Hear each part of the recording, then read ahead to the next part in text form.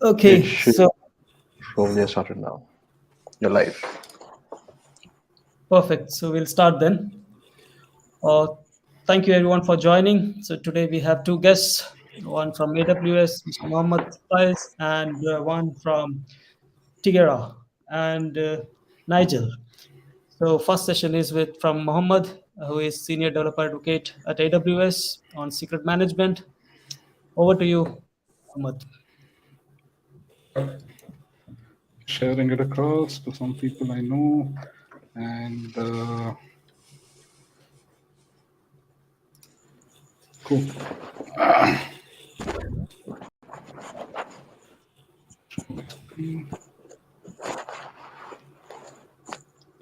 Awesome.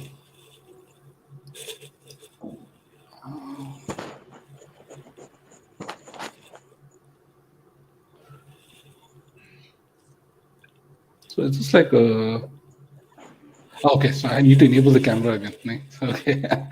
All right, cool. So thanks everyone. I mean, it's awesome to always use a new tool every time we do a meetup. Always good to see different controls going on over here.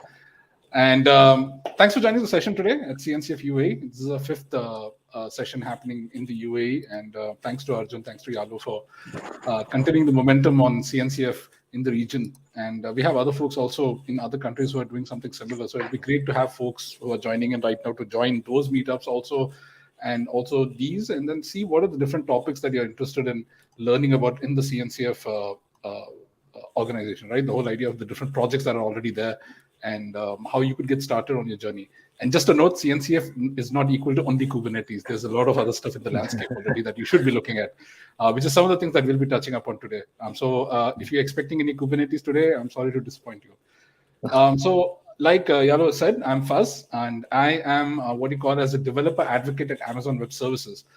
And you'll be seeing me a lot in community meetups and workshops that are primarily run at meetups like AWS user groups, and also third-party meetups and events like CNCF, and even other future ones that may be starting very soon in Dubai. So hint, hint, something may happen very soon over here in the UAE. I am also available on LinkedIn, pretty popular over there because it's the only thing I'm super active on right now. Twitter's still kind of a space which I'm trying to figure out. But predominantly, as part of being a developer advocate, I work with folks who are builders, right? Builders like you who are tuning in right now and who may be watching this video later on YouTube. And the idea is to work with you, enable you through content, through talks, through blog posts, and through workshops also, and try to understand how you want to use the AWS cloud, take that back into AWS, and then influence how the product services are actually being shaped up in the future. So think of me as a bridge between AWS and the developer community, and how we could actually work together so that we could enable you to build better on the AWS cloud. So to get started with the theme of today, I just wanted to ask a question. Since I can't see, let me see if I can bring that up again. Yeah, okay, now I can. So I just wanted to see who over here has used production credentials. I mean, right now on their laptop, things like cloud credentials, DB credentials, which are already there on a laptop right now. And if you are, or if you're not, who thinks this is a good idea? Just curious to hear. Someone can just put it in the chat. Does someone still do this? Has someone just created a new IAM access key and put it on your credentials file? Things like that. And I don't see anyone in the chat, so I'll assume that everyone over here knows secret is a big thing, and it's a pretty important thing. I'll define what it is first, so that it sets us a baseline for the whole talk today. So anything that you use to authenticate or to authorize, right? The idea is that you are trying to access a certain service, you're trying to go get behind a wall that is blocking XYZ service or an app or anything else. The first thing you want to do is authenticate using a certain password or maybe a certain secret or an access key. And then once you authenticate, the fact is that we know who you are. The next step is to authorize you so that we know, okay, now since we know who you are, what are you able to do and what are you not able to do on the system or with the service? So usually the form a secret would take in that scenario is a username and a password, or an API token, which is primarily the keys, the concept of having an API key or a token when you're actually accessing an API, or a TLS certificate. And this is certificates is something you will see a lot in the infrastructure space, where you have virtual machines, for example, or maybe even containers trying to access certain services using certificates or maybe some other machines. Also, a secret can be defined within the field of data, which is PII data or sensitive data or confidential data. So things like credit cards, social security number, and the passport numbers, for example. We won't be covering PII data as such in this case. So the idea is that we will be covering predominantly the first case, but feel free to add in the chat if you're curious to hear more about what are the different types of projects that are available in CNCF that help you to handle sensitive data and PII data also. And predominantly, a lot of that would depend on your architecture. So with that, let's jump into a very typical project, right? So me, I'm a builder. I've been a builder for over 15, 16 years. I was an enterprise Java backend developer. And a typical day for me, whether I was a developer or an architect, if I want to start a new project, for example, would usually go in this sequence, right? The first thing would be, okay, what's the kind of architecture I'm going to build? Is it going to be a monolith? Is it going to be a microservices kind of system? What's the kind of language that I'm going to use? What programming language? Should I just go check Google Trends, for example, see what's the latest and greatest happening right now? Try to make sure that I don't do any bike shedding and not get flamed on Reddit by asking this question. Next up, within the language, what's the framework I would use so that a lot of the heavy lifting is handled for me from the framework perspective? Ideally, personally, I would prefer a bit more opinionated, more batteries included kind of a framework versus something else. Then where would I host this project, right? Once I start maybe building a sample code, then I'm like, okay, fine, I have something that's working. I just want to take this up immediately and then dump it somewhere so that I can host it and share it with, I don't know, maybe internally in the team. Then I want to look at how to deploy things faster. So I want to package them up into a container, for example. Most probably Kubernetes. I'm AWS, so I'm going to be talking about EKS, of course. The idea is that want to use a managed service as much as possible. I don't want to do the interface heavy lifting. Have a continuous integration pipeline so that I could have the builds automated as much as possible. Then even logging and monitoring, right? So that I can close the feedback loop. Now, when you go through this whole list and then you exhaust yourself with what was there, the last thing, if you even have some brain power left by the time you've planned and done some of this work, is how do I actually manage my secrets? Because if you notice, a lot of times when we actually start working with projects like this, we tend to write things like database connection strings directly as a config file somewhere that's available. And then ideally, from a best practice perspective, you would make sure that the git ignore file is there when you're committing the code so that that configuration file doesn't get committed into your version control. And I have a slide that just shows things that happen usually on GitHub. That's actually changed. But the thing is, secret management is usually the last thing someone would think about in a typical project, right? Now, when you actually start looking at secret management in a project perspective, there's a lot you can actually do and you can focus on. And this kind of like sets the stage of a lot of things that you can explore in future sessions also. So keep this as a checklist of sorts, especially if you're someone who's new to secrets management, right? We would want the kind of things you would do in a typical project is that you would pass secrets via environment variables. To give you an example, maybe you're starting a Node.js application, and as part of starting the application, you pass the secrets through an environment variable during runtime. So that way it reads the secret only then. So it's not stored specifically somewhere on a file, or maybe you're fetching it from somewhere else. Then if you're running Kubernetes, you want to make sure that you're managing those Kubernetes secrets somewhere and reading them as and when it's needed. You also have role-based access control, the whole idea of authorization and the whole idea of understanding who is going to access what and when. Then you want to make sure that you are updating passwords. Ideally, you want to automate that, but predominantly a lot of times you will see in initial projects that it's a manual process, right? You have passwords that are being stored in a certain format, definitely not hard-coded in the code. I'm sure nobody's doing that over here in this call. And the idea is that you want to make sure that there's a cycle or something available. Audit log, yeah, that's something that you may look into later. Who's changing the secret? When are they changing the secret? When are they accessing the secret, for example, right? I mean, ideally, no, you should have audit log as much as possible beforehand. And then comes a lot of things that maybe is thought about or maybe not. But I would always say this list is basically a priority list. You should make sure that you go through this checklist and ensure that these things are handled. Can you confidently say that this DB password is with who right now and who's accessing it? And this is a case which I've seen in a lot of times in customers before when I was a solutions architect also, when we would go and advise and run something known as well-architected reviews for customers on how they use the AWS cloud.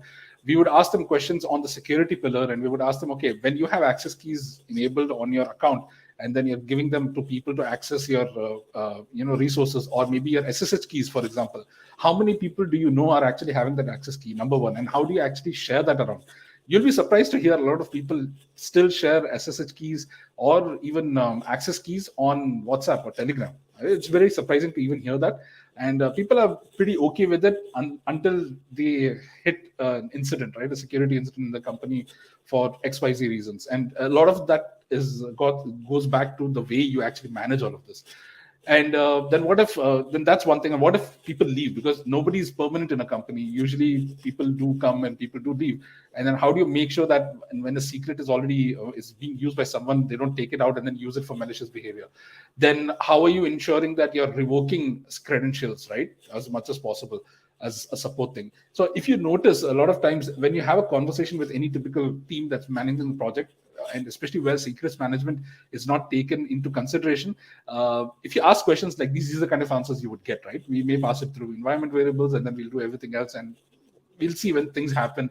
And it's usually when security incidents happen that the company takes note, the team takes note, and then starts putting in mechanisms so that they can handle it. And this is pretty popular. GitHub actually manages a lot of this right now for you. This is from a couple of years before, where you would get a lot of code that's being committed into configuration files also into GitHub, where you have access keys that are being provided that are just being committed in over there. Even access keys from AWS for that matter. And now what GitHub does is that they actually run automated jobs where they detect and then they shoot you an email immediately saying, okay, fine, we have found out a secret which looks like an access key. Please make sure that you're changing this immediately and then you're removing it from your code. So GitHub is taking that responsibility to make sure that you do that.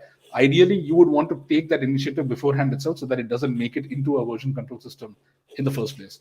And it just goes on, right? This is something that just keeps on growing and growing, especially when folks don't understand the power of actually using the AWS cloud or any cloud service for that matter, and then just mistaking that just because everything's in the cloud, it's automatically secure. And I have a slide which just talks about the kind of shared responsibility model you would be in as part of using a cloud provider, right? So in this case, at least before, when you had access keys available on GitHub, when people would commit it, you would have attackers scraping GitHub, trying to find access keys, and then afterwards sharing that across. Similarly, for public databases, for example, right? A lot of databases would be open. I'm not sure how many of you have actually heard of the meow attack, which happened in Elasticsearch.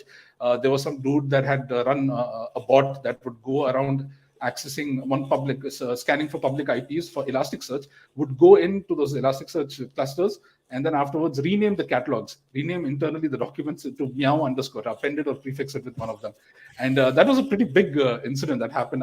If I remember correctly, it was in 2020, if I remember right. And it was there on the news for some time.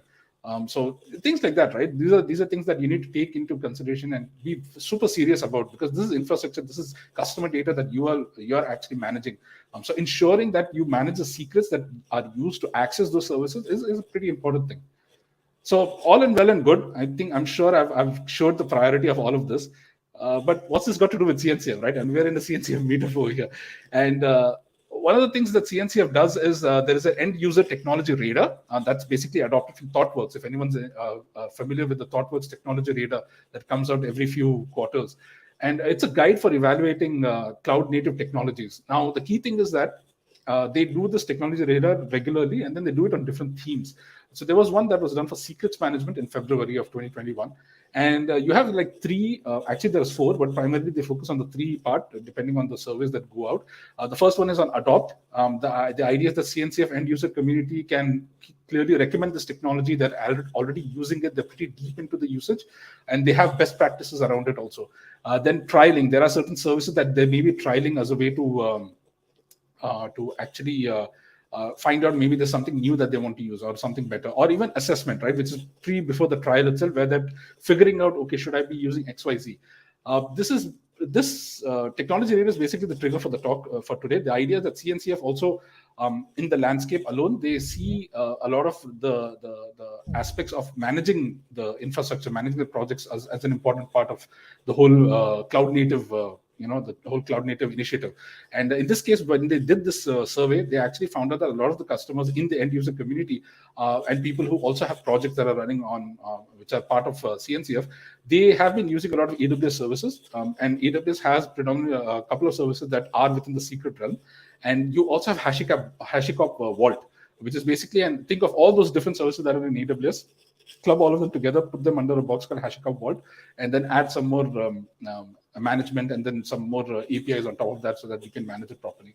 And both are things that are available. I mean, with AWS, you have these services like Secrets Manager and then KMS and then Parameter Store, for example. But you can also run HashiCorp Vault, the open source community one or the enterprise edition on the AWS cloud if needed, or if you're using it elsewhere or on-prem if needed. But of course, I mean, why would you go on-prem in these days, right?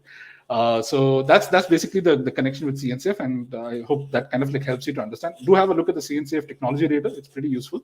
As any technology radar or any kind of a survey that's done, a disclaimer over here, use radars as a way to actually just align yourself with what's happening out there in the community, what technologies are being looked at. Don't use it as something that's set in stone, and also make sure that you know what are your requirements so that you can pick the best match from the options that are being available, or maybe even the option is not valid for you, right, based on your requirements. So just make sure you keep that in mind when you go through any kind of technology radars like this case. So let's go back to our scheduled program. We'll continue with security as such, and let's start with traditional security, right? Ideally, the whole concept of security from the old days, and I've been in this industry for over 16 years, I've seen how PCs and laptops and everything else used to be secured, like literally with padlocks behind the scenes on the CPU stuff. The whole concept of managing security traditionally has been from a castle moat concept, right? This whole idea that, okay, let's lock everything up and then let's put a perimeter around it, and only people who have access to enter in can actually enter in, right? So traditional security is something that would have looked like this. If you look at any application that was built earlier on, then hosted from, let's say, an on-prem data center, or even from the cloud, for example, you would have an application, you would have a database, and then you would have a firewall sitting in front, and then a load balancer that's publicly available. And the idea is that any request that comes through the load balancer would go through the firewall and then continue there. Now, the key thing to understand over here is that the security team would leverage the firewall for maximum kind of for protection, right? And what they would do is, behind the scenes, at least from a traditional point of view, a lot of the applications and databases internally would be hard-coded to the IP addresses, because usually in on-prem, you don't usually have IP addresses changing frequently. You would just have, the application talking to the database at a certain IP address and the port already fixed. You may have some form of secret management, or maybe not, it's just hard-coded in the code. But that worked, right? It worked for some time. You had a security team that was responsible for the firewall. So that ensured that, okay, you don't get attacks coming from the top. Then something changed. The cloud came into being. And when you start having the cloud, you started seeing that, okay, you have these different applications and services that are sitting either on-prem or on the cloud, or even in a hybrid manner, right? And then you're having firewalls that need to then route all these requests across. You may still have a public application that's sitting outside somewhere. And then once this happened, you could see that the security team is not alone in managing all of this, right? You have multiple people doing this, especially when it becomes a microservices architecture. In a microservices architecture, the whole idea of having each team managing their own set of services, right? It may actually start looking like this, where you have the security team involved in the firewall rules. You may have a new service that's being run as part of a new intern program. For example, interns are coming in and building something as a POC. Then you have somebody else called Chris, who maybe we don't even know who he is. Does he even exist or not? Or if he's on a contract or something, managing a service that's sitting outside because it's hosted as a managed service elsewhere, and so on and so forth. And you will see that security then goes all over the place. Traditionally, it was very easy to track everything in an Excel sheet, put all the IP addresses across, put all, like who's responsible for what. And then with the cloud, you actually you need to start leveraging the kind of services that are available in the cloud, and also to understand the model, right? How it works. What are the different threat models that are there when you actually adopt the cloud, right? The vector changes, the attack vectors totally change as part of that. So this is where you need to stop thinking of security like this, and you need to start looking at instead of locking down everything, where everything's locked down and doing it. And you need to start looking at it from this angle, where you have multiple doors and entries, and the perimeters are not very well defined. This is where things like zero trust concepts are all coming up, right? You have the beyond COP thing, which Google had spoken about earlier, which is now usually people talk about it from a zero trust perspective. Ensure that any request that is coming in by default is not trusted, and then it has to go through certain hoops and loops to ensure that it is authenticated properly. So make sure that you start looking at from this concept, ensure that you assume that everything is insecure, and then afterwards try to have all those mechanisms in place from an authentication and authorization perspective. This is where cloud security helps. The whole idea is that you want to make sure that you have managed services being leveraged, because then you don't have to do the undifferentiated heavy lifting. And at the same time, you can scale these things as and when required. Because if you think about it from a cloud provider perspective, you would want to use a managed service so that they handle the SLAs for you from a secrets management perspective, and from a security perspective also, especially if things like, okay, if an easy is going down or if a region is going down, because you need to always design for failure. So always make sure you keep that in mind when you're definitely designing and deploying on the cloud. Then having a dedicated team still works, but the whole idea is that this team now will have a mix of skills that are there, right? It's not only just about firewall rules, which are of a specific appliance that is running in a data center somewhere. It's also software-based rules. It's also about trying to ensure that you have application firewalls that are available that you can configure. There are a lot of services out there that's there. AWS also has something similar in that case. You also will have security teams that are writing scripts and then writing programs that ensure that infrastructure that is being used to manage the security infrastructure is also running on time. So it literally becomes like a platform, a security platform team of its own, if you think about it from that way. You still need to look at physical security, but then when you start looking at the cloud and leveraging the cloud, then a lot of this is handled for you, because in the cloud, what usually happens is, at least from an AWS perspective, everything from the physical location, the data center, all the way up to the hypervisor is managed by AWS, and anything above that is your responsibility, right? That's basically what we call as a shared responsibility model in security. So hardware security is also something that you will need to take care of if it's hardware that you're owning. But again, if it's on the cloud, it's something that's taken care of by the cloud provider. This is basically what it would look like when you look at the shared responsibility model, right? So responsibility for the cloud or off the cloud is basically with the cloud provider. In this case, it would be AWS, and then responsibility for security in the cloud for things like what you're adding on into your virtual machine access, like keeping ports locked down. You're not just keeping public ports open, and then afterwards your SSH keys are not open. Applications that are being hosted inside are also secure enough so that they don't give access to the whole database. You're ensuring that your application is free from SQL injection attacks, for example, right? So nobody does a adds as part of the request append something like drop table and blah blah blah and things like that.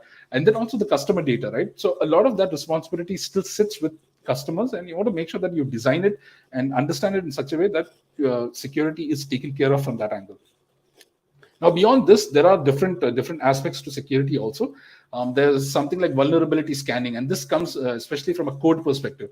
The whole idea is that in today's world, with the kind of exposure we have with open source software, open source packages that are being used, libraries that are being used as a developer. I mean, there's a joke that's pretty popular. When you use Node.js and NPM, you actually download half the internet onto your laptop. And then you use those packages, and you're assuming that those packages are secure, but you have to make sure still that it's secure. So you would want to use some form of scanning tool that has a database behind the scenes, that has a checklist where it's always updated. It checks, okay, whether these packages you're using are usable or not. Things like that. And this itself is a talk of its own, so I won't go too deep into that.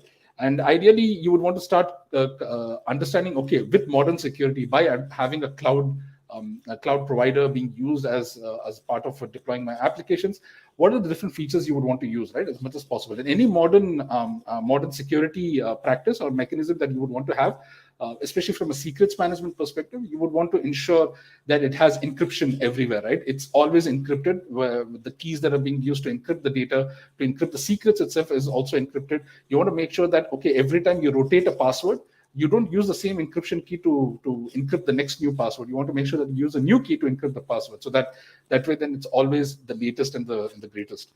Beyond that, you want to make sure that your passwords are always time-based. They have to be dynamic so that they're revocable as much as possible. Make sure that they're not something that you just keep open forever. And the idea is that sometimes folks do this, especially from like a testing perspective, and then forget about it. So you want to make sure you don't do that. As a best practice, make sure that any secret or password you use always is time bound as much as possible. Then from a development perspective, make sure that if you're using a secrets management service, have a unified API. Make sure that you're having maybe a common library that is being shared by all the applications and your services within the systems, so that they don't need to worry about how to interface with that secrets management system. They just call it as an API, as another service, and then make sure that they understand how they should be using those secrets within the code. Like, for example, once they get a key, make sure that you don't log it within your application log, for example, right? And things like that. So there's a lot of best practice that you would want to start looking at, and that transcends what secrets management approach you even use, right? The whole idea of structuring your code better. Maybe in the future, we may have a talk just on code best practices. I'll be curious to see if there are developers who join in and then understand more about, how much of a responsibility they have when they're managing secrets also. So with taking that as an example from an AWS perspective, I mean, if you use environment variables, in this case, if anyone has done a AWS Lambda before on AWS, the fastest way to just get a Lambda running, and then where it accesses certain services like a database or maybe even an API, you would put everything in an environment variable. But ideally, you would want to use a key of sorts, right? So you have a master key. And then afterwards, you have a data key that's being used to access that data. Now, a lot of this can, the old days before we didn't have Secrets Manager, this is basically how you would want to do that with KMS. But now there are like solutions you can build on top of using Secrets Manager. So to give you an example, this is like a blog post. The QR code has that. I can share the link later in the chat, where you have an API that is you have requests that are coming in, and then the Lambda needs to access the database. So what it would do is it would use Secrets Manager to get the credentials and then access the database. And behind the scenes, Secrets Manager will also have an automatic rotation policy which you can enable that allows you to rotate those passwords as regularly as possible within this one. Again, a Secrets Manager is a separate talk itself. I'm not sure how much we would want to do that within CNCF or maybe as a separate talk elsewhere like the AWS user group, but feel free to add that in the chat. There are more architecture blogs available on how you would want to use SSM. This is another one where you're trying to have a Secrets Manager manage the SSH keys of EC2 instances when they're trying to access, Masternode is trying to access worker nodes. So this is machine to machine, for example. And then you will have the Lambda in this case, where it is talking to Secrets Manager to invoke, to set a secret, and then afterwards pass that, and then afterwards have those private keys, have those public keys stored on the worker nodes. And then when the master node needs access to those worker nodes, it will then request Lambda for a private key, which would then use to access those worker nodes as much as possible. So this is the flow that would work. A systems manager under the hood for rotation also will use a Lambda for rotating those secrets. So a lot of these things under the hood will be handled for you. You can actually go and have a look at some of the code. It's available on GitHub, and there's a lot of samples available on how you can use a Secrets Manager also. Another option is where you have an external API that needs to you want to like secure, right? And you would use a Secrets Manager as a store of sorts where you could have the API key stored over there, and then you can then access that external API. So think of things like, okay, you want to access a Twitter data stream, for example, and you would want to store the Twitter API key within the Secrets Manager. You could just do that, and then again have a rotation policy where you need to then manually provide a new API key. It will actually then alert you saying, okay, fine, your key is up for expiry. So how would you do that? Then we have another option also, and sometimes this is a question that keeps coming in, that why don't you use Ssm Parameter Store, right? And Parameter Store is definitely useful. It's basically a key value pair kind of a store, similar to Secrets Manager, and it's encrypted in a lot of the, I mean, your key values can be encrypted in flight, and then afterwards you have role-based access behind that. But there are some differences between the two, which is why one is better than the other. One thing is that Ssm Parameter Store stores up to 4096 characters, I mean, in both cases. A key thing is that Secrets Manager has a built-in password generator. So if, let's say, for example, you want your database to have a new password, you can have Secrets Manager manage that for you. So you don't actually have to go in and then provide a new password. Then it also has rotation. Ssm, the Parameter Store doesn't. So you need to manage that at your end. There is no additional cost for Parameter Store, but Secrets Manager, there is a cost. You have to pay per secret used, which is like 40 cents. And then afterwards for the API calls also that you're doing, which is in the tunes of, I think, 10,000 per 10,000 API calls, there's a couple of cents that you need to pay. There is also, from a Parameter Store perspective, it's only accessible within an AWS account. But from a cross-account perspective, you could use Secrets Manager across accounts also to access it. And it's something that we usually see when customers set up things like landing zones, and then ensuring that you have a common account that manages all the secrets, and then that is then being accessed by different accounts like dev, prod, staging, for example. So that's good from an AWS perspective. And I mean, this isn't only just about what Secrets Manager could do. We also want to talk about HashiCorp Vault, and it's a project that's on CNCF. And HashiCorp as a company is also a partner of AWS, and we have blog posts also with HashiCorp for different parts of different offerings that HashiCorp has. One of these are Vault, and in this case, you have Vault as an API-driven cloud-agnostic secrets management system. You could actually host this on-prem. You can host this on your laptop also if you need it, and it allows you to safely store and manage sensitive data in hybrid cloud environments or purely within the cloud. So there is a slide I'll show later about how you can have a highly available Vault on AWS, and there's a blog post and a quick start guide for that. And you can also use Vault to generate dynamic short-lived credentials, right? To give you an example, you could have an API for accessing that API, Vault will give you a time-based token. And then once that token expires, then you'll need to request for another one and then do that again. It can also encrypt application data on the fly. So a lot of things, similarity with SSM, but then it also incorporates things like a certificate manager and other things that you could then, that is as a separate service that's available on AWS. So you can store things like tokens, passwords, certificates, API keys, and you can also handle things like leasing, key revocation, and rolling, and even auditing, which you also have on Secrets Manager. So the idea is that you can also check auditing of who's using the secret, when, and what, right? So it provides all the APIs, and it's not predominantly meant as a service or token provider, which gets embedded in your request response cycle. You want to use it as something a little more abstracted from that. So the way HashiCorp works is that they have concepts like different engines that they have for different providers that you could use. So they would then plug into that provider and use a service that is within that provider. Or you could use Vault's own engines internally also to manage this. They also have the option to also use Kubernetes Secrets. I have not explored that a lot. So definitely Kubernetes Secrets alone is a topic of its own, which we could have in CNCF in the future from one of the folks over here.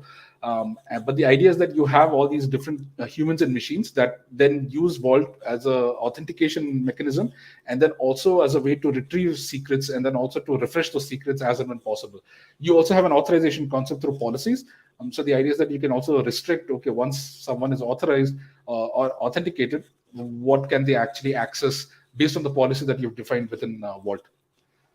So this is basically how it would work. A standard managed Vault policy would look like creating a policy and then binding a policy to that. You have the engine for AWS that uses Secrets Manager behind the scenes. You have something similar for the other clouds, which I won't be touching on, but definitely that's something you can have a look at. You also have the option to connect with databases and then create credentials, something similar to what Secrets Manager does, where it can connect with RDS databases, for example, and then ensure that it manages the whole life cycle of the secret for you.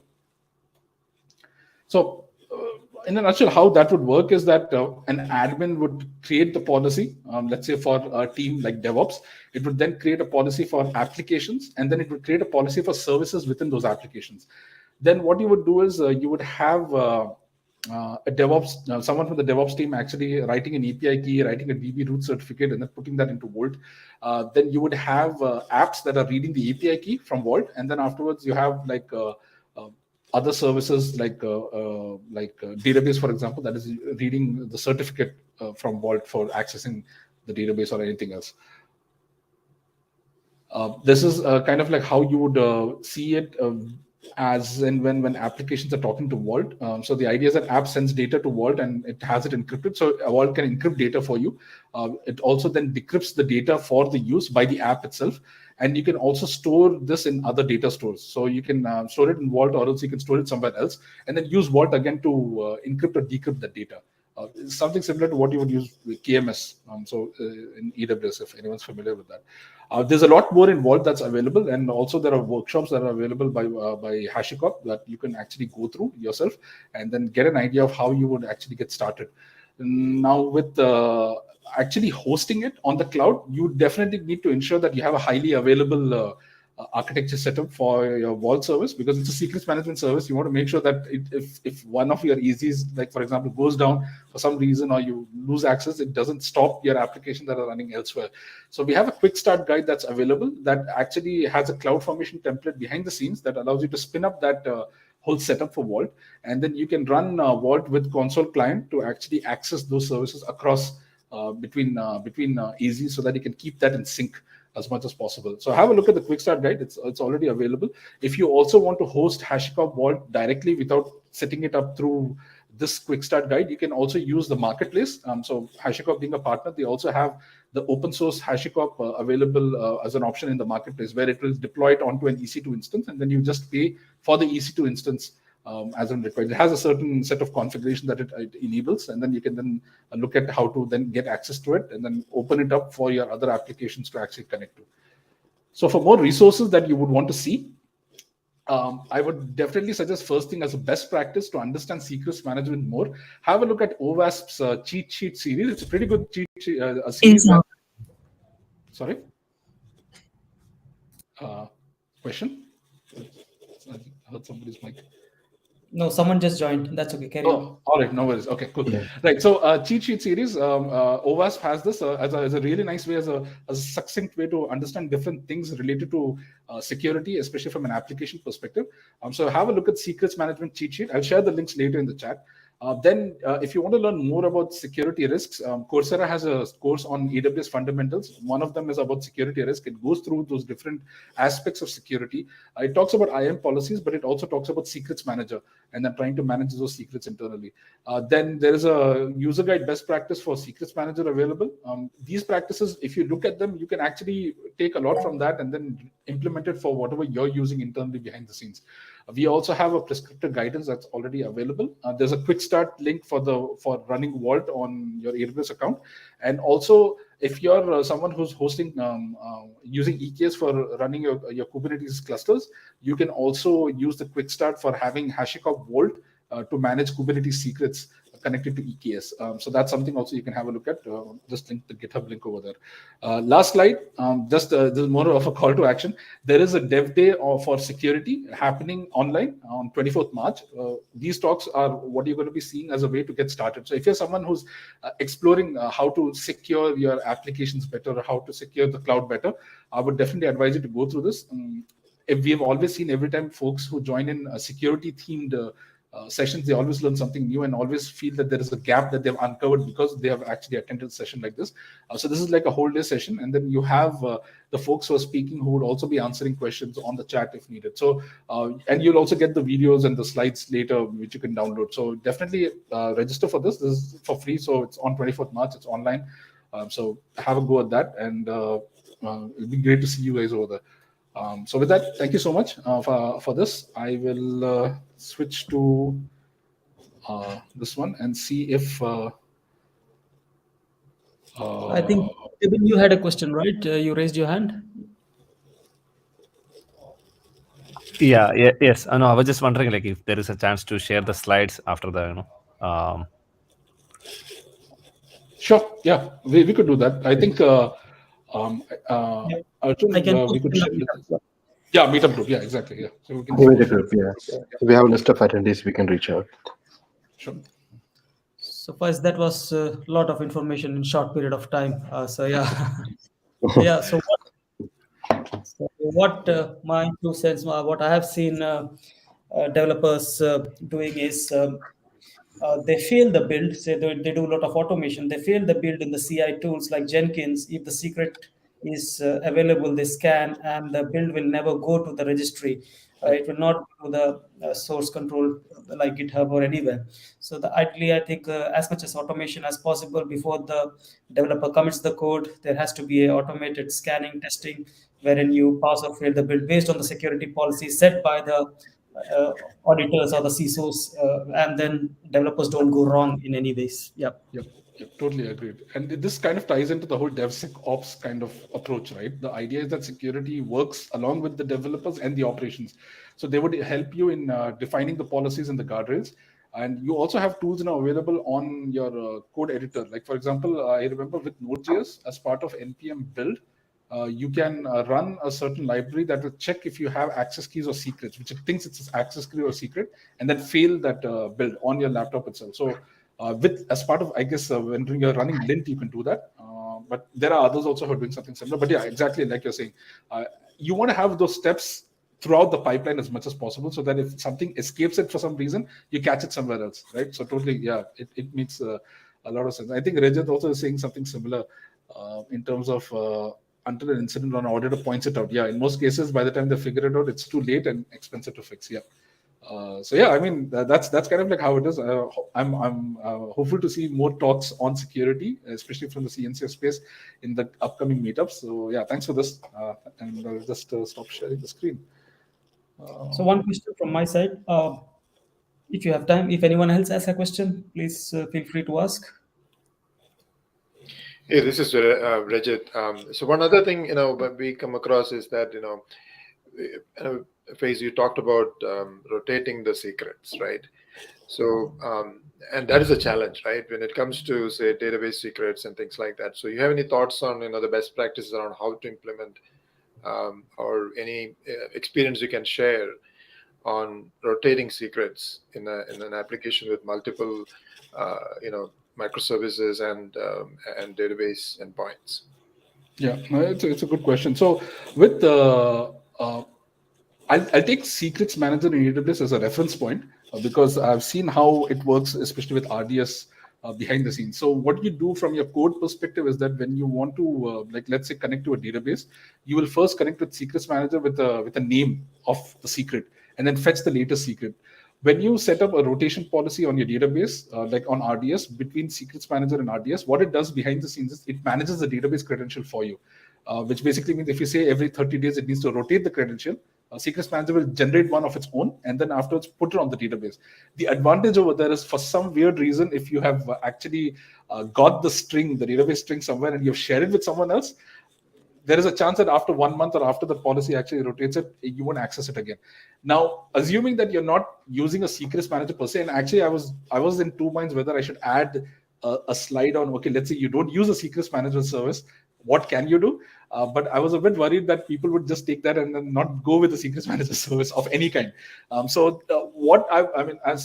we used to do as part of the whole development workflow before, when I was an architect and also a backend engineer, was that we would go through this arduous this whole cycle of manually actually changing all the keys.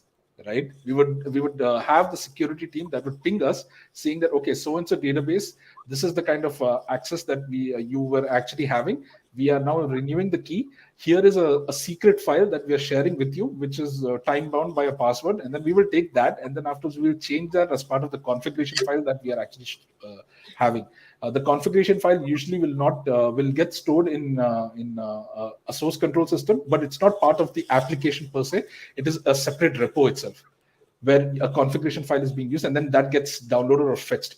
So different companies, different teams do it differently. This is how I have seen it done. But ideally, having a secrets management system, it takes a lot of this away from you. Even Vault also has a similar feature like Secrets Manager, where it can actually rotate the database credentials for you. So you want to, as much as possible, have microservices continuing to run, accessing these services without knowing, okay, what's the password I'm actually going to be using, which is where the key part is. So I would say try to have that approach always from the get-go. Hope that works. Thanks. Yeah. And there's more from the Kubernetes perspective. Like I said, I haven't explored Kubernetes secrets, but there's a lot of mechanisms behind the scenes also for that. So I'm not sure, Yalo, maybe you've seen that from Aqua or other folks over here. I think.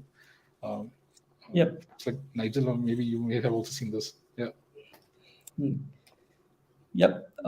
Any other questions?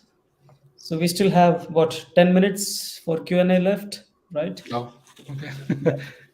So if no one has questions, I usually have a lot of questions.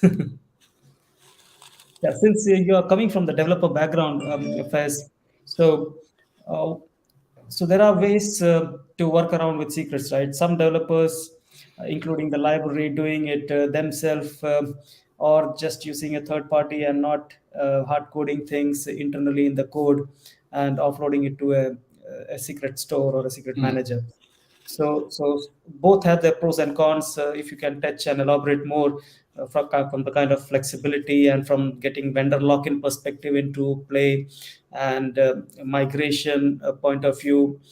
So there are many angles to this, right? So there are so many considerations before we get into something which is for a long run viable, right? So if you want to touch upon any of this, that would be great. Yeah, totally. I mean, vendor lock-in is always something that keeps popping up in customer conversations. I don't deal with customers anymore, but I have seen that a lot of times folks, they look at tools and services that are even there on any provider, and then they think that it will enable them for everything, like off the shelf kind of a concept. You want to like try to avoid that as much as possible and start looking at how your team operates. What is the kind of target operating model you want to have for the team? So to give you an example, from a development perspective, let's say for example you are using the cloud, and ideally what you would want to do is you want to have like even credentials for accessing the cloud rotated as regularly as possible, right? For developers. One of the ways you would want to do that is try to use an SSO service of sorts where developers can log in, whether using Okta or even like AWS SSO or something else, and then they fetch latest credentials daily if needed, right? And then those, or even like every couple of hours, which they would then have to refresh. The idea is that when you have those credentials with you, then you can add certain policies on top of that on what they could access through that credentials. Usually with AWS credentials, like access keys, they are tied to an account. So you have that per account, unless you have an option for one account to access other accounts, cross-account policies. But you want to make sure that they are only able to access the accounts that are needed, which basically means that you need to use tags very well. So tagging in a cloud service is usually underrated. I would say tagging is the most powerful feature that people don't actually use. You would want to make sure that tags are being used, and then you match that against the user access policies wherever you're managing them, right? Whether within a cloud like within AWS, or maybe on services like Okta. That's one approach. The second approach would be to also understand when developers are actually using services on their machines. To give an example, in the old days, each one of us would have our own database running, right? SQL Server, MySQL running on our machine, and it doesn't matter whether what was the password.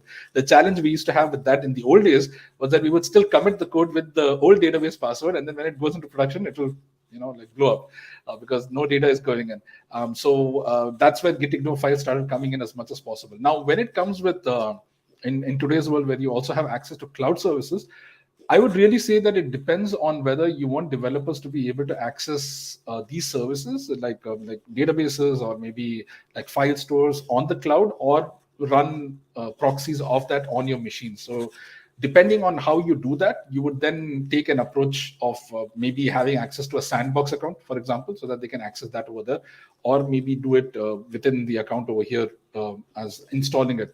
It really depends on that. Usually what people do is they run it as Docker containers under the hood on their machines, and then afterwards they use credential files for that.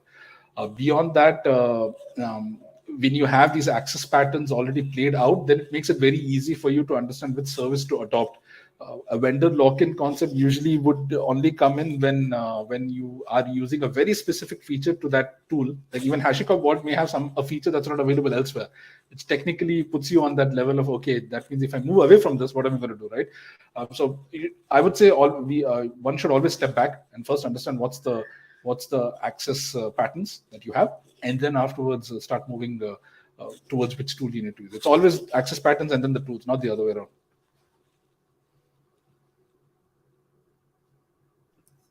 Great, thank you. Any other questions?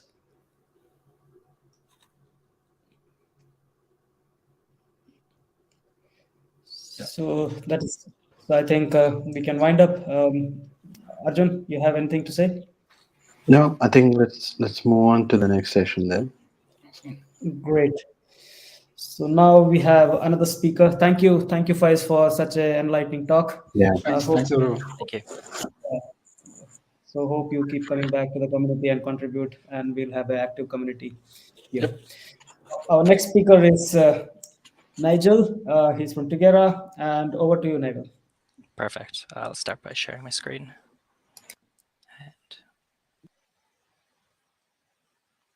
Cool. And I'll just go into slideshow. So yeah, thank you for having me over here today. So today's session, we're going to talk about mitigating risk of end user policy misconfigurations with respect to Kubernetes network policies.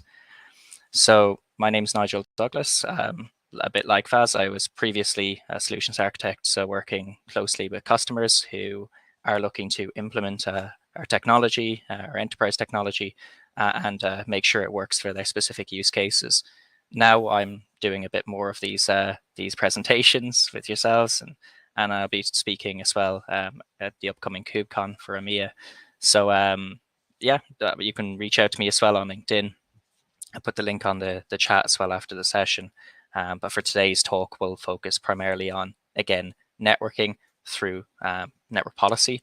We'll focus on Calico Policy. I'll explain why there's advantages of using Calico Policy and actually seeing real-world scenarios play out here. So the Calico infrastructure, or I should say the architecture, is quite complex. We will try to skip over the networking aspects through our networking interface. So if you're familiar with this concept in Kubernetes, for actual networking to go on between pods in a cluster, you have this CNI plugin. Now there are a bunch of CNI plugins that you could choose from. Calico is one of these plugins. So it's a container networking interface. And with that, we provide an IPAM plugin as well. So that assigns the IP addresses for those workloads. The actual component we're going to focus on today, though, is Felix. So whether or not you use Calico as your CNI plugin, let's say you have an EKS cluster running on AWS and you're using AWS VPC CNI, you can still use Calico for policy. So you can still have Felix running as an agent in order to do that computation and to actually enforce those rules within IP tables. Again, I'm leaving a reference link to the architectural diagram and a video link as well if this is something you're interested in actually understanding how the CNI and IPAM plugins work as well as policy enforcement. So like we mentioned there a while ago, or Faz mentioned a while ago, in regards to traditional monoliths, if we think about, say, a .NET application and it's got a Microsoft SQL backend and it runs on a Windows server, it's pretty easy to put a perimeter-based firewall and secure it that way, and then have like endpoint protection running on the actual Windows server, because again, you've got this fixed IP associated with that host or VM. Again, that is pretty much the most granular component in the scenario. So build a rule that says allow these ports and protocols on the host is rather easy, considering it's relatively static and long-lived.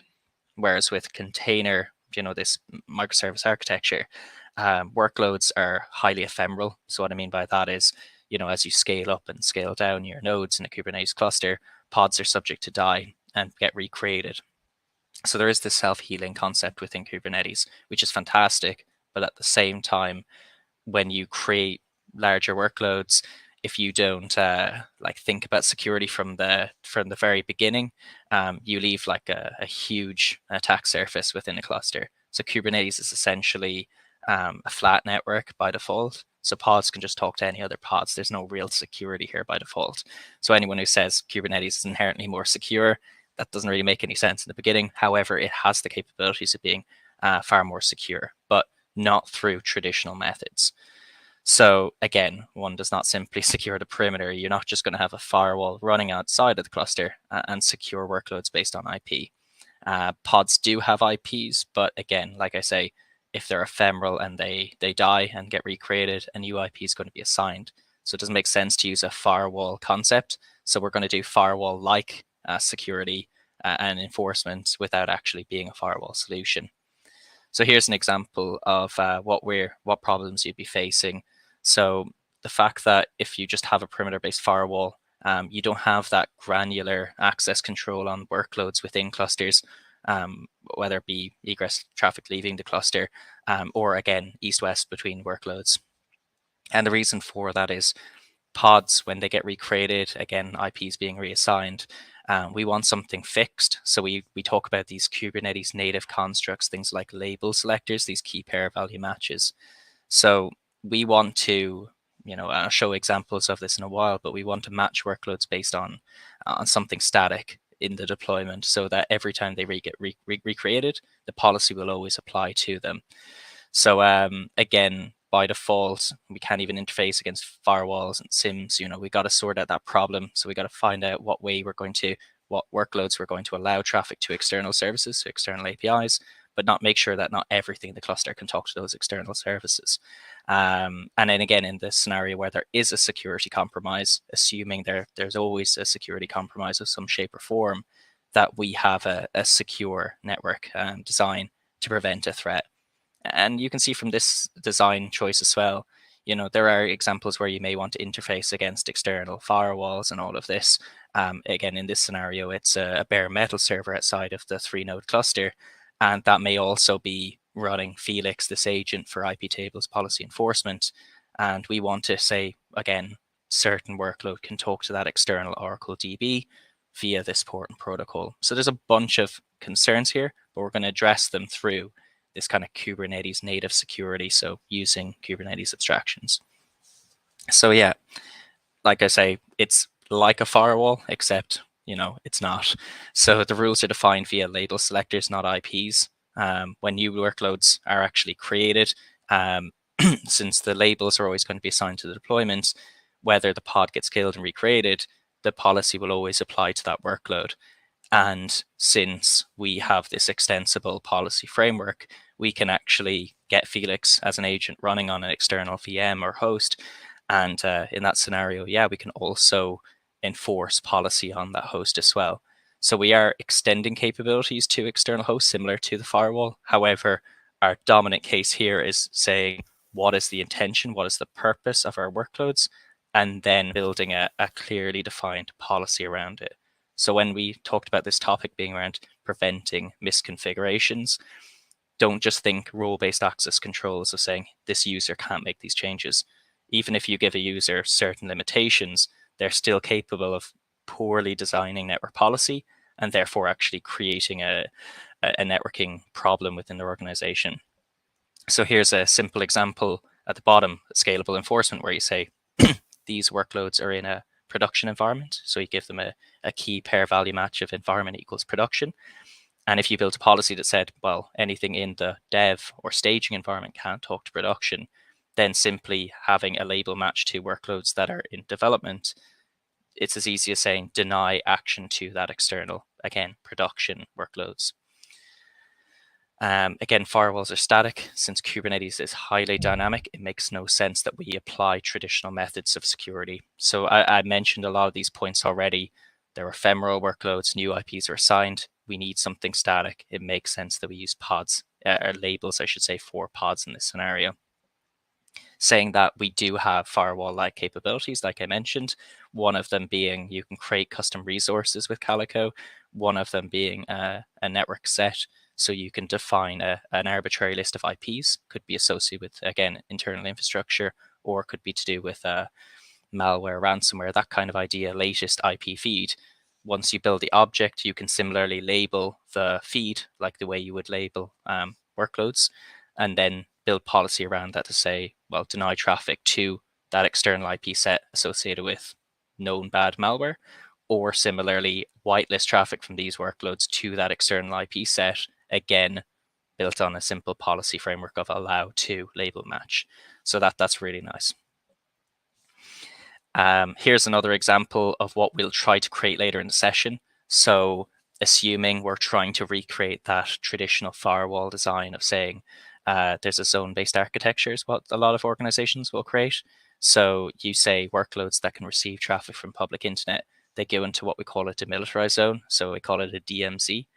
Workloads from the DMZ then can speak to a trusted zone. So again, you're labeling your zones, you're labeling your pods in the scenario.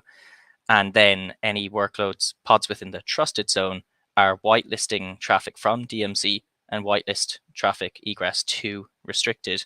But similarly, anything in restricted can't simply just talk to DMZ and DMZ can't talk to restricted. So it's a kind of a process of approved traffic. And this does multiple things.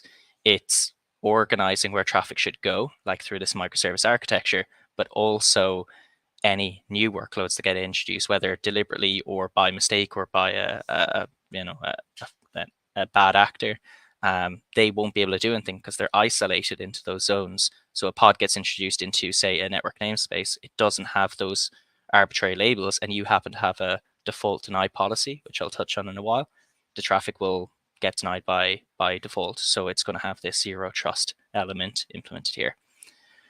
So yeah, why are we even talking about network policy? Like I mentioned there a second ago, flat network. So pods on a node can communicate with any and all pods on all the nodes within that Kubernetes cluster without using network address translation. So since pods are, again, dynamically created, we just want to add those labels. I'm reiterating the point about labels because some organizations don't create what we call a label schema from the beginning. They just sort of say, here's our pods. They have a generic label assigned to it, like app equals purpose of app, and they're happy with that. Then when they need to start creating these like more granular security rules, they start saying, okay, if app has this label and it talks to this other label, and then they have to kind of decide from there what they're going to do. So security becomes an afterthought. Whereas if they create a well-defined schema from the beginning, then they know the purpose or intention of the workload is based simply on these labels. It's just like, it's just like tagging in AWS. You're kind of saying what are the intention, what is the purpose of them, and then later you can build your rules around it. So again, non-routable IPs, firewalls don't have any kind of context around pod identity. Network policy, whether you use the Kubernetes policy or you use Calico's network policy definition, you will certainly have that context. You'll have this label context. Why we're talking about Calico here is that we have a bunch of additional capabilities that are an extension of what is capable in the standard network policy definition in Kubernetes. So rather than just allowing traffic and everything else goes into default deny, you can explicitly deny. There's also, you're not locked down to just building rules per network namespace. Instead, you can make like global rules that apply to the cluster wide. This way we can kind of enforce a shift left model, which is, integral when we're talking about organizations that want to maintain compliance. So this policy definition, it communicates with Kubernetes API. So having that standard network policy API means that we can, again, easily make changes and force everything via the CLI, as opposed to having a bolt-on solution on the perimeter, which is what we would be doing if we stuck to traditional methods. So the Kubernetes policy, like we said, highly dynamic, declarative. You declare what you're going to do, and you're doing that based on the label match that we talked about a second ago. So in case you're not sure what I'm talking about with labels, it's a simple key pair value match. So you can, obviously it's encouraged that you do it in the deployment. So it means when the pods get recreated, they'll always have those labels assigned to it. Again, they're arbitrary. So you could say, PCI equals true. If you want it to be a PCI enforced workload, you could say app equals front end, app equals back end, to say, again, what kind of application is it? And really, there's no limit on how many you add. It's just important to know like that you're not adding arbitrary labels that don't mean anything. And then when you're actually building policy, you don't know what to do with them. So there should be a kind of a purpose and a well thought out purpose from the beginning. So you can organize your workloads based on those labels. Again, I linked to Kubernetes.io, which they have a link on their page about actually working with labels. So here's an example of labels in policy. So again, to prevent misconfigurations, here's a perfect example of saying, if a pod in a given network namespace has this label of, role equals DB, then we're saying the front end pod can talk to, so ingress, it can, receive traffic from front end. So the role was set to front end. It can receive traffic from the back end, or to the database over TCP 6379. But similarly, in this scenario, if there was another workload in, say, the network namespace, my namespace, and it had this label of role equals helper, although there might not be anything wrong with that pod, since we haven't whitelisted it within the policy, it's probably going to get denied by our default deny. So you can see that this would have been denied because it's not explicitly approved. But it's a very simple definition layout. And keep in mind, this is the Kubernetes network policy definition. So this is the very basic standard network policy that you would have if you start working with Kubernetes. Now, here's another example of what we can do with Kubernetes network policy. We could say default deny, or you can say allow based on IP set. So I know we talked about earlier, it's with workloads, it doesn't make sense to use IPs because they're ephemeral, but you may have an external service for sure. And then you might want to allow based on an IP block. So you can specify side or range, and you can say, again, in the scenario of public internet, you can specify what is the public IP range that you want to allow traffic from. And then if it's the non-approved, again, like could be an internal range, then you could say, well, listen, if it's not specified in policy, it's going to get denied by our default deny later on. So with Kubernetes network policy, it's all based on just allow rules, and there's no explicit deny. So when we're trying to build fine-grained rules, like this is what you would do. You would say, here's your default deny at the end of an order, like of policies. and anything that wasn't already allowed for that network namespace, which is my namespace, it would just get denied. So any new workloads that we haven't approved, that zero trust is kicking in and it'll deny it.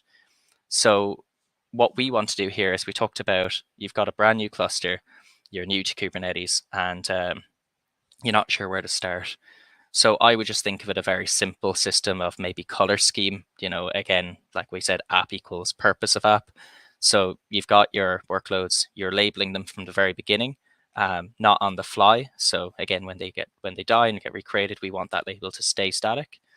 So what I would do in here, you can create it into a kind of a logical tier with the Kubernetes network policy. So you could say, if an app has front end or its middle or database, then whitelist, okay, we're going to receive this traffic over this port protocol to these other destinations.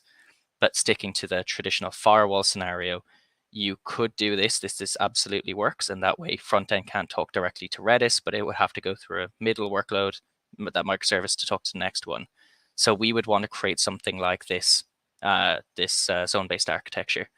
And why it's really, really useful here is, imagine a new workload is introduced. So again, we talked about maybe some pods in the trusted zone, they need to talk to external services. So you can whitelist the IPs on the trusted pods, but at the same time, don't allow egress on the DMZ or restricted. In fact, on the restricted zone, don't allow egress at all. So you can just block any and all egress traffic, so that you can still communicate with your services, external APIs, but you're not just whitelisting everything.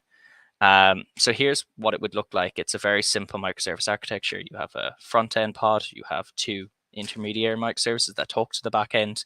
You might even have a logging component as well as that backend database. So the logging component, again, it doesn't egress out to anything, it just receives ingress traffic from other workloads.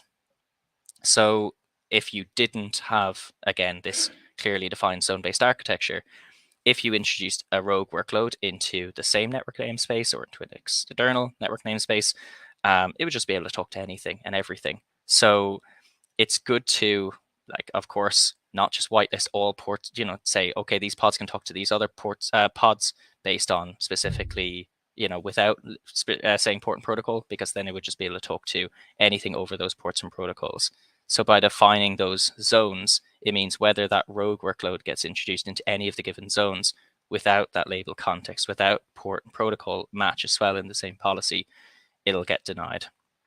So here's what the application would look like. So, you can actually introduce a similar application. I can link it at the end of the session, but it's just an application called Storefront. You can see if I say kubectl get pods and then show labels on those workloads, you can see that clearly defined label schema there of FW zone equals DMZ or backend or restricted.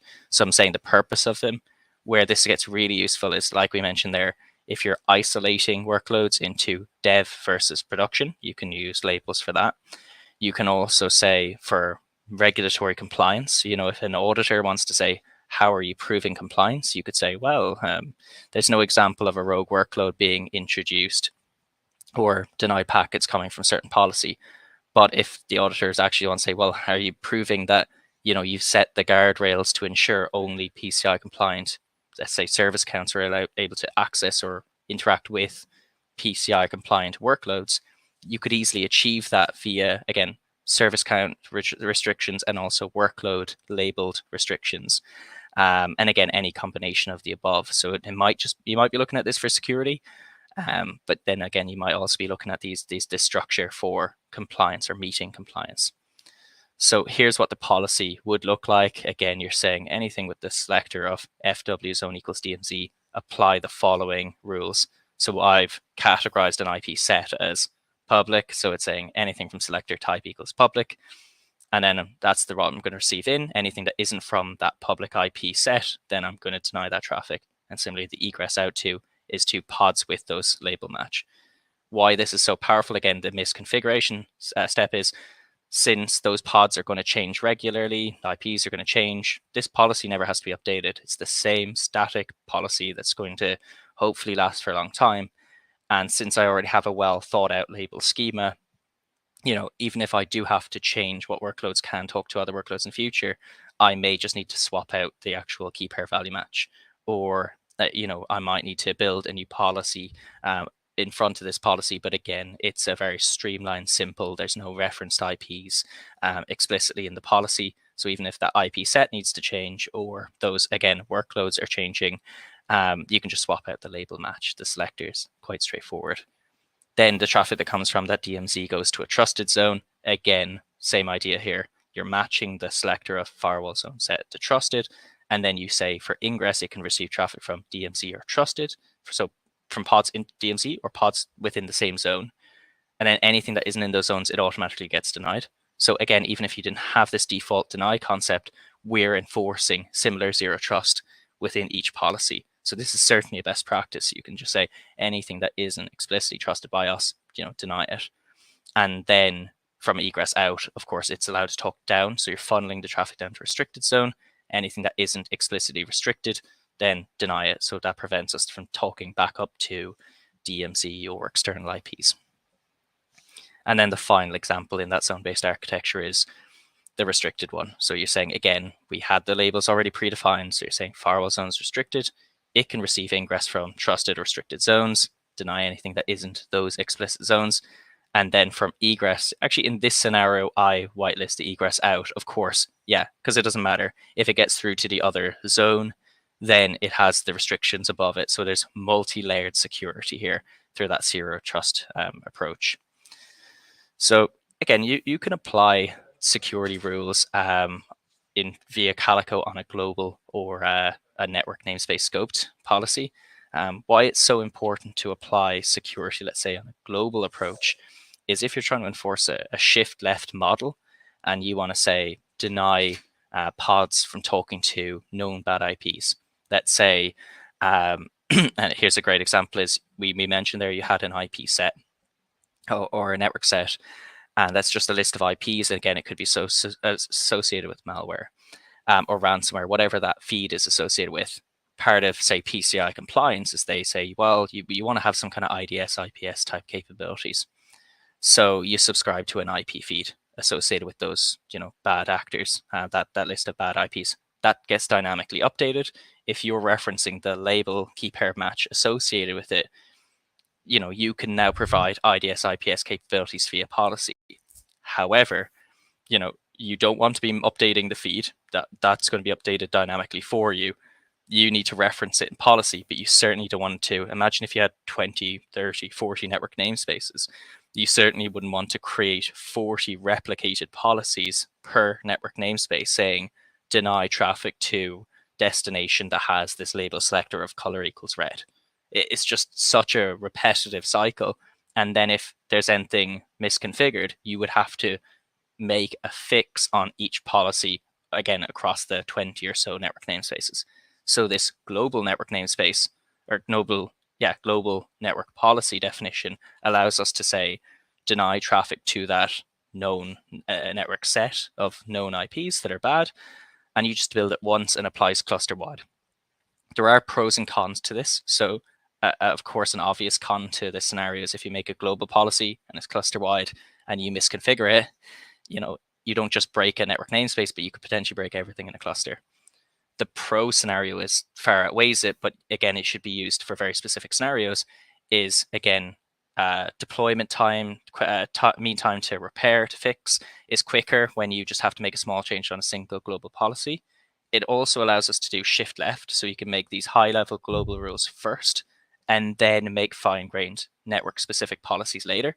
So, you're blocking bad actors, you're building quarantine rules, you're doing all of that on a very higher level, and then further down the funnel, then you're making changes per network namespace. This way, again, there's less configuration required, you're maintaining your regulatory compliance, and if something goes wrong, it's quicker to make those changes and fix it. And then from your CLI, you can run something like kubectl global network policy to make sure they're all organized and ordered correctly. So here's an example of using Calico network policy. Again, this is scoped to a specific network namespace as opposed to the global scenario we just talked about. But why it's so useful is once you label your role equals front end, and you know what the purpose and intention of it is, it's not just allowing traffic. Like I mentioned with the known bad IP scenario, you can explicitly deny to a destination. You can log. So there's an action to log and send the traffic to a syslog server like a Ssm. So again, that could be really useful for forensic analysis later on. But certainly in the regards to building best practices and ensuring, you've got this kind of log and deny, this visibility to block something, but also show it to an auditor that it's actually enforced and working, is really useful. So in traditional network policy, the Kubernetes network policy, you can only allow, and then anything that isn't explicitly allowed is implicitly denied via the end of the tier default deny. So in this scenario, you can explicitly deny, again, based on bad actors, or it's not even a bad actor, it's just defining what are my environments to absolutely ensure dev can't talk to production. Or again, PCI enabled workloads can't talk to non-PCI enabled workloads. So like I mentioned, there's two different policy options here. Calico far outweighs the options that are in the standard network policy, saying that you can still use network policy by Kubernetes to do a lot of what I mentioned there a second ago. It's a richer match of what you can do. You can specify different ports and protocols. It works all the way through to L7 as well now via Envoy as daemon set. So you can build policy to whitelist HTTP like L7 traffic, application layer traffic, as instead of just L3, L4, that kind of network specific traffic. The fact that we can easily order the traffic rather than just building a simple order structure, you can tier it if you use enterprise. There's a lot of abstractions that are added into Calico network policy. But sticking on the topic of misconfigurations, if you were to apply a firewall rules on a high level, aside from just it being archaic, like again, some organizations will say stick a firewall on the perimeter. And again, for some requirements, you may need to continue to do that. But it's important that, like, for the DevOps, the SecOps people who are on the call today, when you're developing code, you don't want to spend a lot of time, building old systems that don't really work. You want it to be highly robust. You want to be able to, when you're developing an app, assign these workload labels, again, easily build a policy, push out the policy via CI/CD pipeline, and just have changes enforced in pretty close to real time. So this is the next part I would talk about from a misconfiguration side, is we have to always treat users as if, they're, going to make a mistake, or users who shouldn't be able to make changes to policy. So one way to prevent users from making certain changes, but again, we can define the CRUD elements, the create, read, update, delete, is via RBAC, role-based access controls. So we use this authorization API in Kubernetes to basically tell, and again, this works with Project Calico. I said Calico Enterprise, but this works in open source Calico. But we're saying, this user, this service account, they can see policy, but they don't have this, create option on it. So you can specify the resource, the specific resource name of match, and then you can specify the verb, like, again, is it read, write, access that you're assigning to the user on it. So in the case of our web UI and enterprise, the policy on the right side is saying, for that API version, rbac.authorization.ka.io, you're saying basically the resource of tier, which is this logical UI of how you organize policies. This user only has get read access on the default tier. But you could also just say default network namespace has get access, and then policies that are, let's say, in that shift left in the security side of things. This user who's not in that security org certainly has no write access or even maybe read access over those higher level security enforced rules, so that they don't know what labels need to be added to pods in order to essentially get whitelisted by the earlier policy. So yeah, this is a simple example I shown earlier of just running a cluster role binding assigned to a specific hard-coded cluster role. So it's, I create two service accounts. One's called Nigel, the other's called Donald. And in both scenarios, one is a cluster role of network admin, just basically has full access to everything. And the UI user is read-only access to policies. So in that scenario, if you were trying to ensure, in this scenario, I'm just making sure that they're maybe a manager and they should be able to see what's going on, but I don't want them to be able to mistakenly break policy. But there's other scenarios where you may say, look, there's for PCI or HIPAA or whatever, SOC 2, there might be scenarios where you say some users should be able to build policy for an application they're working on or a specific scoped workload, but they shouldn't be able to modify or make changes to those higher level compliance rules. Again, I linked to a scenario there for using end user RBAC for building similar restrictions on policy. So we're trying to, again, go over here. So I don't want the session to be just about like RBAC and say, okay, enforce it, give as little privilege as possible to users. But I also wanted to highlight that if you don't consider security at the earliest possible stage, what ends up happening is you're sort of patching problems by labeling workloads later, thinking about the label schemas in hindsight, and it actually takes longer then to fix these problems. Whereas if we take this shift left approach of security at the earliest stage, we define a blank canvas, like I mentioned earlier. They're arbitrary labels, so you can say a DMZ to zone-based architecture. You can do it that way. You could just define the again, whatever kind of zone you want. So you could say these are production, these are not production, or these are compliant, these are not compliant workloads. And once you know the label match that works for you, you can build policy just like the examples I mentioned earlier, and that speeds up this continuous compliance, this continuous delivery. You're again centralizing security away from external stakeholders. Imagine if you had a traditional security admin and they were updating firewall rules. Like in this scenario, the DevOps engineer can quite easily make the changes to policy, or quite easily change the deployment so that policy will enforce on that workload. So quicker delivery time, less time troubleshooting problems once you see what's actually happening inside our UI. And that's kind of, okay, I'm not here to sell a solution, but it's just a point worth making, is that if there was a misconfiguration, let's say you didn't have those RBAC enforcement at the bit earlier stage, or you hadn't thought about label schema, and you can see here the end users made changes to the label selector, they changed it from logging to blogging, they made a simple typo, or they defined the wrong action, wrong ports. It could be anything.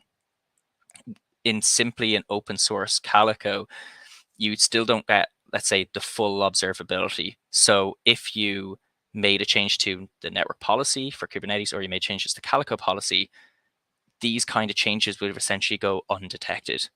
Of course, the application probably experiences some downtime, or policy is not enforced on it. You're probably not meeting compliance, but then you spend a lot of time trying to fix it. So what we offered is a very nice SaaS platform called Calico Cloud. In it, if you've connected your cluster, you can actually see, again, all the audit of the audit trail of all the changes made to network policy. So if it was a user, as you can see in the example on the left side, it would say for the service account, Nigel, who's in the default network namespace, he both created the policy on a given date and time, and he also updated it. So as an auditor, I can see, okay, it was the user, Nigel, who made the change. He created, but he also broke it. But I can also see at what date and time. So again, if you're trying to see a correlation of what problems occurred after policy misconfiguration, this is visually represented in UI. And also the ability to roll back, you can easily either just identify where the problem came from in the screenshot, even on the right side example, and then go back to the original one. Or again, if you're backing up these YAML files, you can just run kubectl update -f on the file, and then it will just go back to the previous iteration of that policy. So if you didn't have that, like here's a view of that Calico Cloud UI, that SaaS platform. All those policies, they go into these like logical tier structures. So you see the shift left idea of security policies are read before product tier. So, security higher precedence than product, but also the policies you can see like the number of endpoints the policy matched. Like there's an allow rule, a whitelist rule globally, says allow kubedns on the right side of the page. And that's whitelisting the whole cluster. So you can see it's whitelisting port 53 UDP. You can see it matches 66 endpoints. But in the case of that zone-based architecture on the right side view, the restricted workload at the back end, or the DMZ, they match just the one pod that had that given label. So in the case of troubleshooting an issue, you can see how easy it is to enforce shift left, but also observe and visually see it. Whereas on the left side is the scenario where you had no observability. And I'm saying observability as in whether you don't have any open source stack, you're not using Kibana or Grafana to populate statistics. You're not using Prometheus to pull the metrics. So you'd have to go into like IP tables itself. You would want to, again, do something like the above example. So using post routing chain of the NAT table to actually run something like IP tables -t NAT -l on the post routing, or you can use -t.NAT -l to see what is actually the chains in that NAT table. There's obviously way more specific use cases. So like you see there where you can say IP tables -t filter specific role. So you can say a forwarding role for a specific IP, then log that activity, or you can verbose log that activity as well.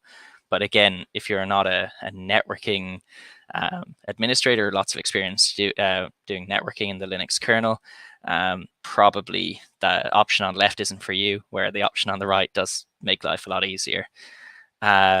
So yeah, observability is one of those factors. It's not the only factor, but when a misconfiguration does occur, either you want to have a nice backup of your YAML manifests to go back to in case as a quick fix, or you want to easily be able to see, okay, who enforced a change, how did that change actually affect our cluster, and how can I fix that problem, and actually understand where that problem came from. So whether you're in security, networking, platform dev, this kind of idea, this platform could also be really useful for collaboration between teams to debug problems. But that continuous compliance can be achieved even just using open source Calico policy enforcement. You don't need the enterprise UI, it just certainly speeds up the process. But to prevent the misconfiguration scenarios in the beginning, where policies end up not matching workloads, or if they do match them, denying the wrong traffic or not even allowing traffic you want to whitelist, and they end up getting accidentally denied in the default deny, I strongly recommend creating a very well-defined label schema. And certainly if you want to talk, if anyone on this session wants to talk about label schema design after the session, I'm more than happy to discuss that, because it's a really interesting topic. So to avoid connectivity issues, whether it be, again, technically pinpointing an issue, good label schema is really easy to define. But yeah, it's just about making sure you're following those best practices. So Calico policy, if you're not using it, I recommend giving it a try. There's no cost for it. So it's an open source project. It's CNCF, approved. It's recognized and vetted. But as I mentioned there's so many additional capabilities in Calico policy that you don't get in the standard Kubernetes network policy definition. So that ability to extend to external hosts, the ability to match application level traffic, especially to explicitly deny traffic, is key in this scenario to deny those IDS, IPS related feeds, or just making best practices on a higher level globally. You can only define global related, so across the whole cluster, via Calico. If you're using the Kubernetes policy, we certainly don't, we'd have to do it on each network namespace. So in regards to misconfigurations, any problem, and you wanted to do it for the whole cluster, you'd have to repair it on each network namespace. So yeah, again, there are so many other things I'm pretty sure are missing on that scenario as well. But if you do try to look at Calico Enterprise or that Calico Cloud that I showed in the previous screenshot, there are some additional capabilities to policy. So rather than just whitelisting, let's say, an external API resource via a network set list of IPs associated with that API, you can actually just define a fully qualified domain. So essentially define DNS policy on egress traffic. So that's really cool. And you also have this UI where you can build yet another abstraction called a tier to organize that shift left. So without that UI, essentially in open source Calico, you can enforce precedence. I'm not saying you can't, but you wouldn't have this tier abstraction. You would do it basically on order number alone. But that still works, and many organizations use it today. There's just a huge advantage of using tiering model so that you can organize, let's say, security and read all security related rules before you get around to, say, product. You can preview and test without actually enforcing as well. So this idea of staging policy in the enterprise is really nice to see, okay, did I misconfigure my policy? And then it would show you what traffic would have matched it in IP tables. And again, that scenario of it's going to happen at some point. You're going to misconfigure a policy. You don't want to do it in production. It's fine doing it in a test environment, but in production, you're going to experience downtime. So staging is a great way to see what effect it would have in a real world environment without actually dropping those packets.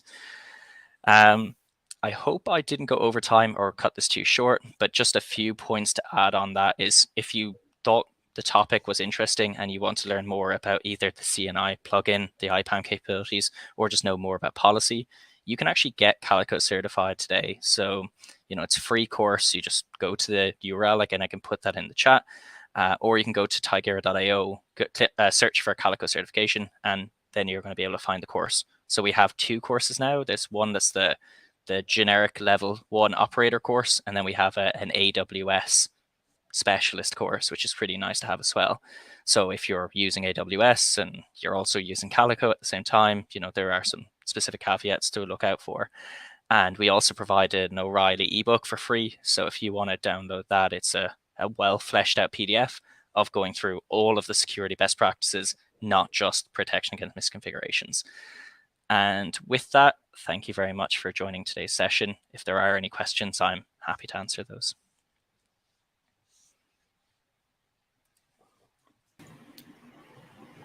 Yeah. So I have some questions. Okay. That was great, Nigel. So Yeah. Ask about the shift right part of security now with eBPF getting kind of popular, and they also incorporating some of the network security monitoring capabilities.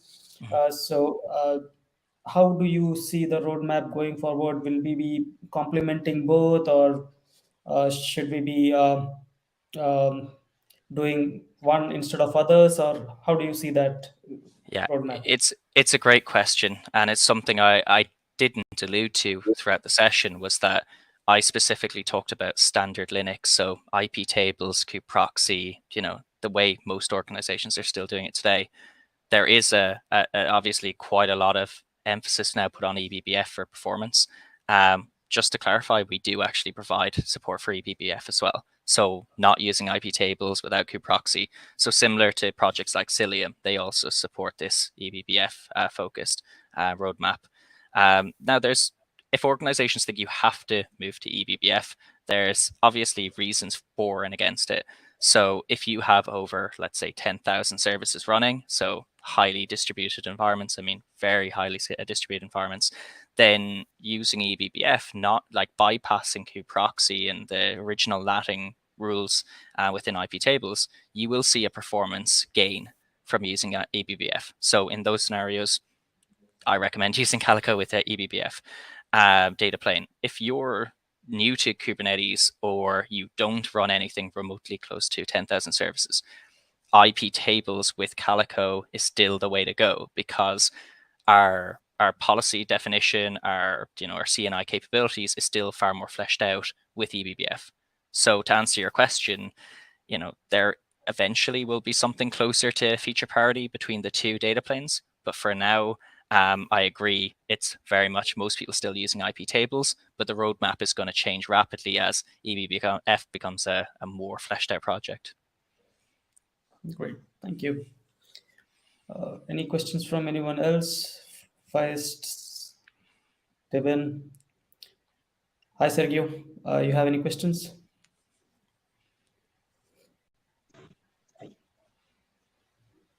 No, all good. Thank you very much, Nigel. It's very interesting. So I have another question. So do you have any profiling tool, network profiling tool, where it can automatically capture what is known best behavior during the testing phase or during the initial phase, so that I don't have to manually write all this allow and deny rules? I have an application, I have few testers testing the application, so I know what is permitted and remaining everything is denied. So is there any auto profiling, because it's not easy to write who is not from the Kubernetes world? All these policies are complex, right? So do you have any graphical or a network profiling tool for the allow and deny rules? Yeah, absolutely. So like you say, actually understanding what traffic's going on between workloads, especially if you didn't create the application itself, or it's a large team involved in it, it gets pretty hard to understand actually what should I be whitelisting, how do I build it, especially if you're writing everything via YAML. Am I going to hit a formatting mistake and it's all going to go wrong? So like I alluded to a while ago, there is this enterprise capability we add on top of the open source project. So if you're into that and you're, say, new to Kubernetes, but you also, maybe not, you just want to look at existing flows, so web requests that are hitting the application, going through IP tables, and you want a recommendation tool that's going to look at existing traffic, dissect it, and recommend a policy to whitelist that existing traffic, we have that right now in both Calico Enterprise and Calico Cloud. So what a lot of applications, what companies will do when they're going through a kind of a proof of concept testing stage in a staging environment with the solution, they would just simply go into the UI, click recommend policy, choose a pod in a network namespace, and it outspits a YAML file saying, here's the traffic I see, only allow this. And that also enforces zero trust because it's all the way through pod to pod communication by label. It includes the port and protocol. So anything that isn't explicitly label, port, and protocol will just get denied by default deny. So yeah, we have that right now. Wow, that's great. So rather than focusing on IP, so you're focusing on the service to service communication, which is great. Even if the service is running on a multi-cloud environment or a hybrid cloud environment, you're not bothered about anything. You're working on labels, and you can actually migrate. You're not locked into any specific technology or a vendor. So that's a great value add. I mean, from the design perspective, that's great. Great session. Good to know. Any other feedback, questions? Yeah, I Arjun? just had a question, Nigel. So this is actually more on. I was trying to tie this back with some of the things that I had mentioned about audit logging was one. I think you've kind of like covered that right now with the question on network traffic. One thing we see a lot as developers when we build microservices is that tracing becomes a challenge, right? Distributed tracing across. And you have different ways of trying to understand, okay, what's the request response like between services and stuff like that. I think you touched on some of that already, and I believe with the way the network traffic is being tracked, that really helps. Do you also, I'm not sure if I saw that in the slides, but do you also provide a more visual representation of the network traffic across, so that you can tie that back to a distributed tracing tool, like maybe if you're using AWS X-Ray, for example, and then try to correlate that to dive deeper on network traffic? Yeah, absolutely. So what we do is there, like I mentioned, on top of the open source CNI, IPAM, and policy framework, which is totally free, you can use in any distribution of Kubernetes. We also provide this enterprise, UI, and how it works for that is we provide a bunch of our own managed versions of open source projects like Fluentd for handling the flow logs between the actual web applications. We use Prometheus for metric scraping from those applications. And then we use Elasticsearch and Kibana to populate it into a visual UI. Okay.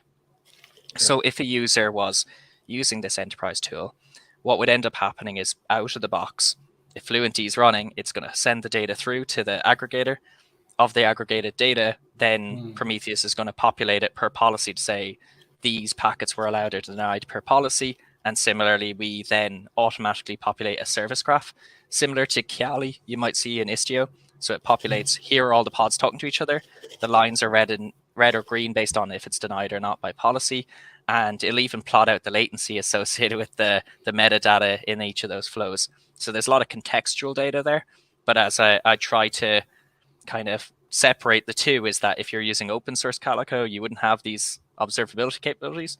But if you were a customer of Tigera and you were using this enterprise feature, you would have, all of that additional capability. Got it. Because if you would want to do something similar, then you would have to set up all of that yourself, right? Prometheus and then having which is really difficult. I'm not saying you can't, it's just definitely difficult.